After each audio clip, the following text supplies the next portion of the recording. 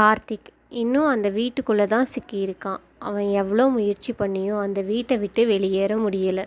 அங்கே ஒரு ரகசிய அறை இருந்துச்சு. அங்கேருந்து ஒரு டைரியை கண்டுபிடிச்சான். அந்த வீட்டை பற்றின உண்மையும் வெளிப்பட ஆரம்பிச்சிருச்சு. அங்கே ஒரு சின்ன பொண்ணோட ஆவி இருந்துச்சு. அவள் பெயர் ரேவதி. அந்த குரல் அவனை துரத்திக்கிட்டே இருந்துச்சு. என்னை யாரோ கொலை பண்ணிட்டாங்க, என்னை காப்பாற்றுங்க அப்படின்னு. ஆனால் இன்னும் கொடூரமான அதிர்ச்சிகள்லாம் கார்த்திக்கு காத்திருந்துச்சு. அந்த கொலைக்கு பின்னால் அவன் சொந்த குடும்பத்து ரகசியம் இருக்குது. ஆனால் அது அவனுக்கே தெரியாமல் இருந்துச்சு. இன்னைக்கு எபிசோடில் அந்த கொலையை பற்றின ரகசியம் வெளிவரும். ஆனால் அதுக்கப்புறம் கார்த்திக் பிழைப்பானா இல்லை அந்த சாபத்தோடு சிக்கி சாவானா? வாங்க நம்ம கதைக்குள்ளே போகலாம். ஹாய், நீங்கள் இதுக்கு முன்னாடி இருக்க எபிசோட்ஸ் பார்க்கலன்னா டிஸ்கிரிப்ஷனில் லிங்க் கொடுக்குறேன், பாருங்கள். இந்த மாதிரி நிறைய கதைகள் கேட்க நம்ம சேனலை சப்ஸ்கிரைப் பண்ணிடுங்க. வாங்க கதைக்குள்ளே போகலாம். அந்த வீட்டை சுற்றி காற்று சத்தமும் குழந்தைகள் சிரிப்பு சத்தமும் பெண்களோட அழுகை சத்தமும் கேட்டுகிட்டே இருந்துச்சு. கார்த்திக் அந்த வீட்டுக்குள்ளே சிக்கிட்டான். அவன் கண்டுபிடிச்ச ஒரு ரகசிய அறையில் இருந்த டைரி, அந்த சிறுமியோட குறை. ஆனால் உண்மையான மர்மம் இன்னும் தொடங்கவே இல்லை. இந்த கொலைக்கு உண்மையான காரணம் யார்? வாங்க தொடர்ந்து பார்க்கலாம். சுவரில் இருக்க நிழலெல்லாம் மெதுவாக அசையுது. கார்த்திக் பெருமூச்சு பலமாக விட்டுட்ருக்கான்.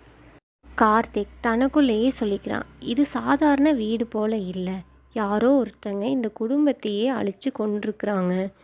அந்த ஆவிக்கு என் மேலே ஏன் இப்படி தாக்குதல் நடத்திட்டுருக்கு?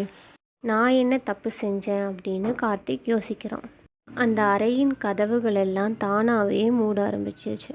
கோபத்தோடு இருந்த அந்த பெண் நிழல் சொல்லுது, உண்மை தெரிஞ்சிருச்சா, நீ உயிரோடு இருக்க மாட்ட அப்படின்னு கார்த்திக்கை பார்த்து சொல்லுது. கார்த்திக் அந்த வீட்டில் இருக்க ஒரு சுவத்தை தொடும்போது அதுக்குள்ளே மறைச்சி வச்சிருந்த ஒரு பழைய படம் கீழே விழுகுது. அந்த ஃபோட்டோவில் ஒரு அழகான குடும்பத்தினர்கள் இருந்தாங்க. அவங்க எல்லாரும் நல்லா சிரித்த முகமாக இருந்துச்சு.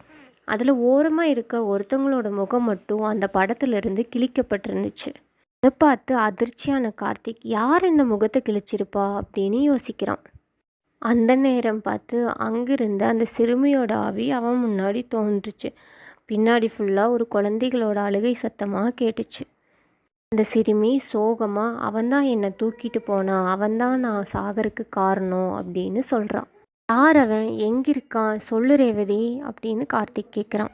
ரேவதி, அது வேறு யாரும் இல்லை, ஓ அப்பா தான் அப்படின்னு கார்த்திக் கிட்ட சொல்கிறான்.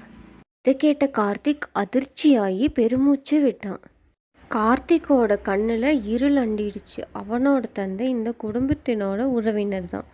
அவனோட பேராசை தான் அந்த கொலைக்கு காரணமாக இருந்துச்சு. அந்த டைரியோட பக்கங்கள் எல்லாம் தானாக புரள ஆரம்பிச்சிச்சு. இது ஏன் சொத்து, ஏன் வாழ்க்கை, அந்த குழந்தையால் நான் அதை எதுவுமே இழந்துடக்கூடாது, அவளை கொன்னுட்டா எல்லாமே எனக்கே கிடச்சிரும் அப்படின்னு அந்த டைரியோட ஒரு பக்கத்தில் எழுதியிருந்துச்சு. இதை கேட்ட கார்த்தி குரல் நடுங்கி அதிர்ச்சியாகி போய் நின்னான். இதெல்லாம் உண்மையா? என் குடும்பமே அந்த கொலைக்கு காரணமா அப்படின்னு யோசித்தான். இதெல்லாம் கேட்டுட்டு இருந்த அந்த பெண்ணோட நிழல் கோபமாக சிரிக்க ஆரம்பிச்சிச்சு. இப்போ புரியுதா, நீயும் அந்த குடும்பத்தோட வாரிசு தான், அதனால தான் இந்த வீடு உன்னை வெளியவே விட மாட்டேங்குது அப்படின்னு சொல்லிச்சு அந்த பெண்ணோட நிழல்.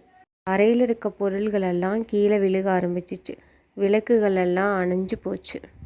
கார்த்திக் அவன் உயிரை எப்படியாச்சும் காப்பாற்றிக்கணும், இந்த வீட்டிலேருந்து நம்ம எப்படியாச்சும் தப்பிச்சிடணுங்கிறதுக்காக அங்கேருந்து ஓட ஆரம்பித்தான்.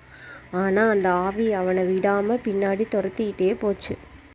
கார்த்திக் பலமாக மூச்சு விட்டுட்டு அவனால் முடிஞ்ச அளவுக்கு வேகமாக ஓடுறான். என்னை விடுங்க, நான் எந்த தப்பும் செய்யலை, அது என் அப்பா செஞ்ச தப்பு தான் அப்படின்னு கத்திக்கிட்டே ஓடுறான்.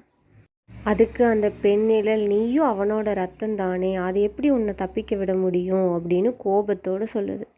கார்த்திக் ஓடுற வேகத்தில் கீழே விழுந்து தூசி மண்ணுமா இருந்தான். அவனோட இதய துடிப்பு சத்தம் வேகமாக இருந்துச்சு. கார்த்திக் கையில் ஒரு மெழுகுவர்த்தி வச்சுருந்தான்.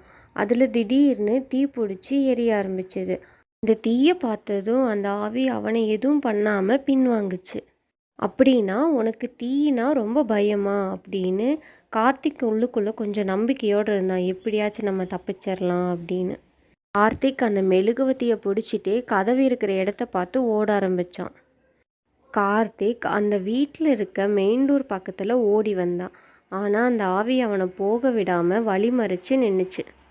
உண்மை வெளியே யாருக்குமே தெரியக்கூடாது, நீ இங்கிருந்து போகக்கூடாது அப்படின்னு அந்த பெண் நிழல் கத்திட்டு அவனை வழிமறிச்சு நின்றுச்சு.